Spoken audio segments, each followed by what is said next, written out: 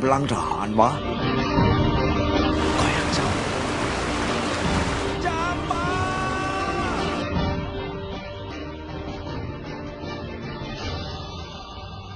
สำหรับยิงคนหนึ่งสบายดีทุกคนสงสัยในตัวพ่อเลยและให้สัญญาว่าจะหักกันตลอดไปสายนักกูมากลับบ้านกันพอ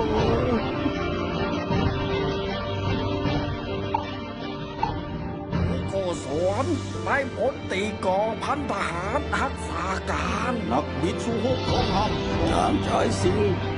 ลูกโกสวนผู้บัญชาการทหารลาดตระเวนยืนเขาลบ